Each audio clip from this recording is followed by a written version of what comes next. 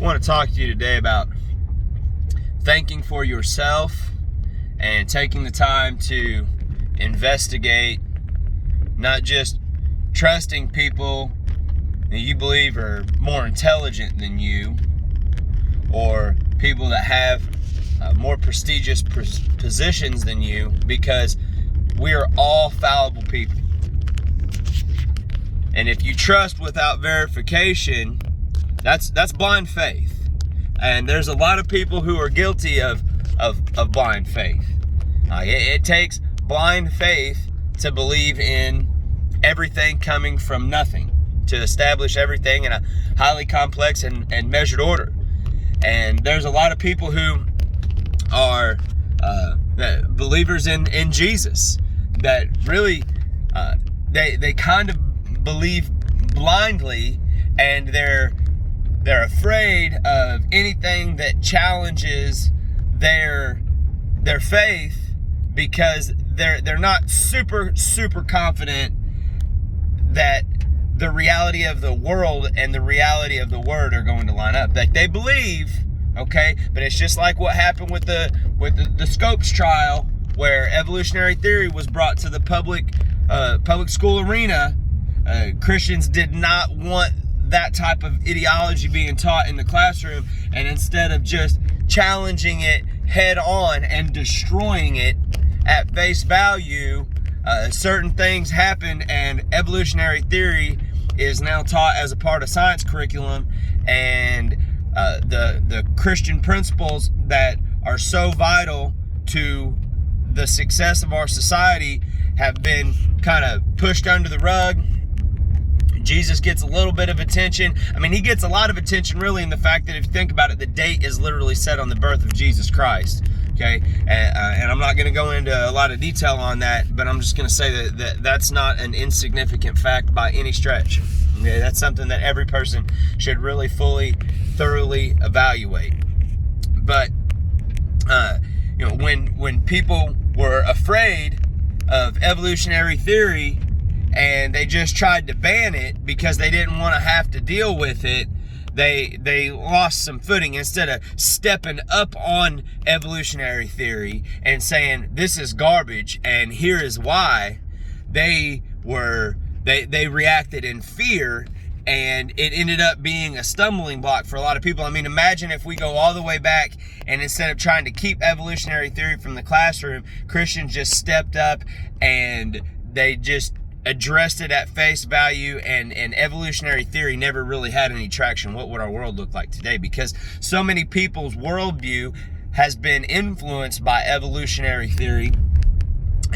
So many people believe that the world is millions and billions of years old, and they believe things that are contrary to the information that we have in the Bible, and the Bible is confirmed in historical fact in a whole lot of different areas. It's never been disproven. There's people that don't have the understanding, that maybe lack the perspective over certain things, that they want to label as contradictions, when really those things are complementary. Context and application matters, okay, in that realm. And so you've got a situation now in the public school arena where the history of Christianity is not really covered, and history in itself is really neglected, and it's put under the umbrella of social studies. I've been reading a book called None Dare Call It Treason by Congressman John Stormer, and it was this book was written in the 1960s, and it talks about how our education system has been hijacked by a group of communists. They've been in the shadows for a long time, and really they've been exposed. And if you don't realize what's going on at this point in 2021, after everything that's taken place over the last, say, 4 or 5 years, then you really have your head in the sand and you're really not paying attention, and you're living in La La Land, and La La Land is not real. But anyway, in how they've grouped everything under that umbrella, history's really not getting the attention that it deserves. And the reason for that is because when people say, I want to see proof of God, well, look, you can't see a smell. You can't hear a picture. Okay, our senses are a certain way for a reason. They're distinct. Okay, and the idea of God, I mean, it's so all-encompassing that you have to be a fool to think that everything could come from nothing to establish itself into a highly complex and measured order. And I understand that leaves a wide range of possibilities. But when you start to look at the historical record and you look at the standard that God has provided us through the Word of God, the literal energy and essence of God through the meanings of words and language, it's how we communicate to each other. How else would God, who made everything, communicate? He physically interacted with people through history, and there's record of this. There's documented record of the impact of living according to the virtues that God has established for us. Okay, and we can go on and on about that. But I want to get back to the original thing that I was wanting to dive into about thinking for yourself. And when you have a solid position on the foundation of reality that God has provided, because you're obeying the standard and you're giving God reverence and you're aware of the things that are going on in the world, you're aware of the manifestations of works of the flesh in reality and in application, then your worldview is one that allows you to perceive reality in a more accurate manner. And I want to talk about situation with the medical establishment and some personal experiences that I have had in, let's just say, the last 8 years. And I don't want to come across as somebody who hates the medical establishment or thinks the medical establishment is ignorant or anything like that. And that's because that's not true. That's not how I really feel about it.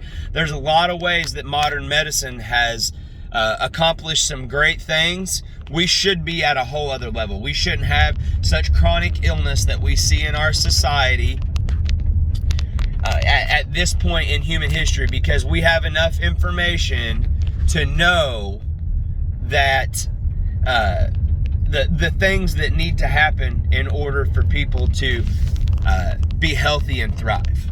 Okay, but the first thing that I want to talk about is a personal experience that I had with my grandpa. My grandpa had back surgery in, I believe it was 2012. Yeah, so it's 2012. My grandpa has back surgery, and he was told to fast on the night before his surgery, which is common practice. And so that was on a Tuesday night. So the last thing that he had to eat was on a Tuesday night at like 8 o'clock.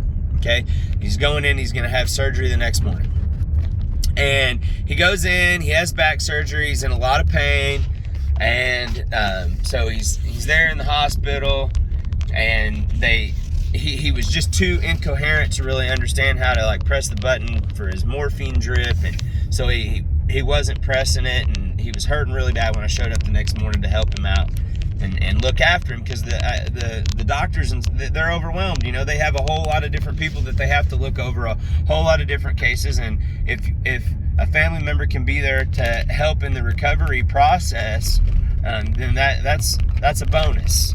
It's just an extra set of eyes and an extra brain and an extra, person to be able to kind of tend to some of the needs that may get neglected, and that's going to help in a person's recovery. And that's not even talking about the interaction and the positive energy that's exchanged. Okay, and so anyhow, Grandpa was in there for a few days, and his bowels weren't moving, and they were really concerned. And so we're all the way to the following Monday now. They're not letting him have any food.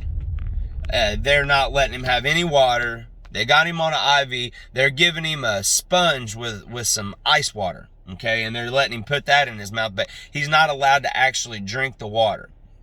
And they're really concerned that his bowels are not going to move, and why he's not having bowel movements and this, that, and whatever. And we're like, we're 5 days since he had anything to eat.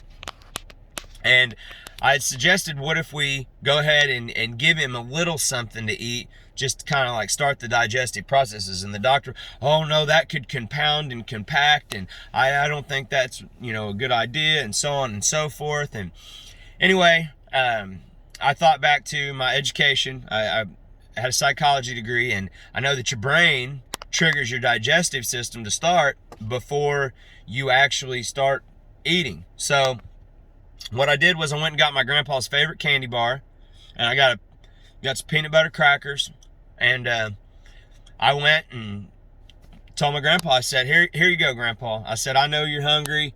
I said, I got you your zero candy bar that you really like. And I get it right up to his mouth, and he goes to take a bite aggressively, and I pull it away. And he goes, hey, what are you doing? I said, not yet. He goes, what do you mean not yet? He thought he was about to get a bite off of his favorite candy bar, and dude hadn't eaten in 5 days, and my grandpa likes some food now. And anyway, I said, I got to go get my wife. I said, I'll be back in about an hour and a half. So I came back in an hour and a half, and I gave my grandpa, let him eat the whole candy bar. I gave him a pack of peanut butter crackers, and I gave him 2 cups of water. I show up at the hospital the next day. The nurses said, oh, he had a bowel movement. He woke up this morning, couldn't even get to the bathroom before he crapped all over the room. Okay? Because I didn't just trust what they were saying, and I did some investigating. I did some praying. I asked God to lead and guide and direct my thoughts, and you know what? God took care of it. We got almost an extra decade with my grandpa. If they would have cut into him and done an exploratory surgery to find out what was going on with his bowels, I don't know if he would have left that hospital. So that's that instance. And then another instance, something that I've dealt with here recently, involves how the hospitals and their treatment protocol, which is causing a whole lot of problems, okay? These people should be able to go into the hospital. They should be able to get treated in an effective manner, okay? America's Frontline Doctors is treating people in an effective manner. They've seen the recovery rates for those non-medical establishment doctors, okay, the America's Frontline Doctors, is way higher than what you're seeing in the medical establishment system of doctors, okay? But they're putting these people in there, and they're trying to get them on a ventilator as soon as possible. So my mother-in-law almost died this summer from COVID. She didn't take the greatest care of herself. Not horrible care of herself, but not the greatest. And then whenever she got sick, she wasn't doing the things that she needed to do to improve herself. And so my wife and I, we were checking on her, and finally my wife went over and, hey, man, like I gotta get my mom into the hospital. So mother-in-law ambulance comes and gets her, takes her to the hospital. Under 24 hours of her being in the hospital, they're talking about putting her on a ventilator. But we've done some studying, and we have solid information, and we know that it's not a good idea to put somebody on a ventilator, because most of the time you go on a vent, you're not going to come off of it, and because it creates a situation of learned helplessness, and your cardiovascular system begins to shut down because it's not operating on its own. It's operating with machinery, okay?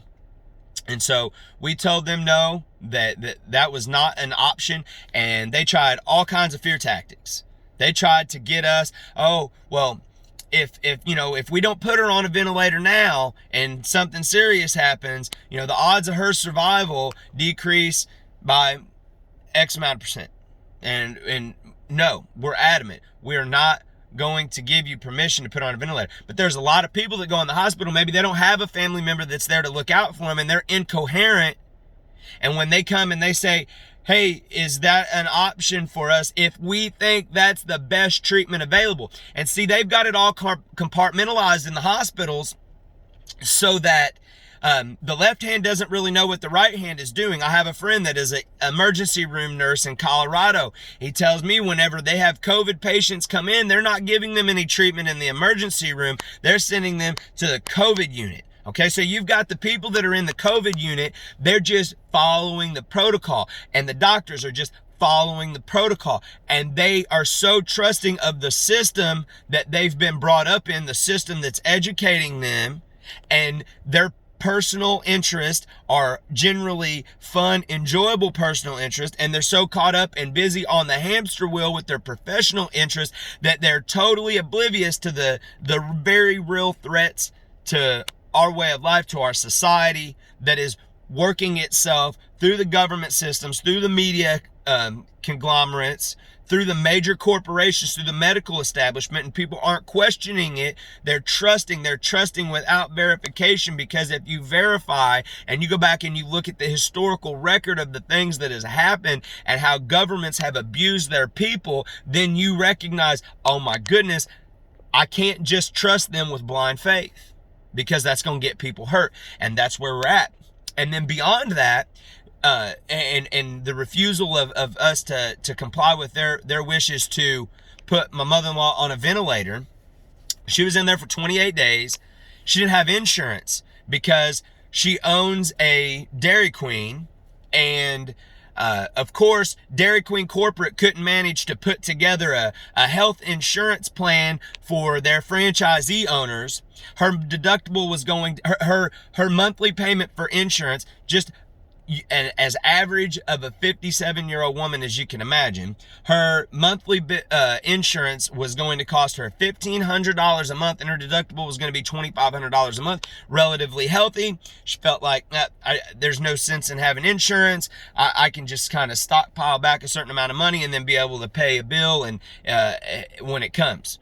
She didn't forecast that she was going to spend 28 days in the hospital, and should not have spent 28 days in the hospital. The treatment protocol is not designed to get people out. It's designed to generate revenue for the medical establishment. If the treatment protocol was to heal people at this point in human history, that would be happening very quickly. We've seen the methods that work with the medicines that work, and different things like that, but that's not what's happening. We actually specifically requested that, and they told us that they were not allowed to administer those methods of treatment. Okay, and then beyond that, so 28 days in, and I don't know what her bill was going to be in having no insurance. Thankfully, my wife she's just an amazing woman. She's just very able and resourceful. And she did investigating and found out that my mother-in-law qualified for CARES Act funding. Okay. And I'm not going to get off into government funding and basically how that's a socialist program. I'm not going to get into all of that. I'm just saying that to make another point about how our society is compartmentalized to the point where the left hand doesn't know what the right hand's doing, and sometimes the right hand doesn't even know what it's doing itself. Okay, so my wife goes and finds that my mother-in-law is qualified for CARES Act funding, and then provides the hospital administrative staff and I guess medical billing with that information, and it covers my mother-in-law's bill completely, which I'm estimating that from other people's bills that I've heard of, it would have been $250,000 to $500,000 bill for her being in the hospital for as long as she was. Okay. And the hospital emailed my wife back after she had provided them with that information and thanked her for finding that for them, because they were not aware of it. And they told my wife, you saved people a lot of money. My question is, how many people come through the hospital and got $250,000 or $500,000 bill in the year before my mother-in-law was in there, before my wife did the work of the people at the hospital, essentially? Okay? And if we would have, just trusted the system and not aimed to think for ourselves, my grandpa would have had about a decade less of life. My mother-in-law would be dead right now, and she would have $250,000 to $500,000 bill on her estate.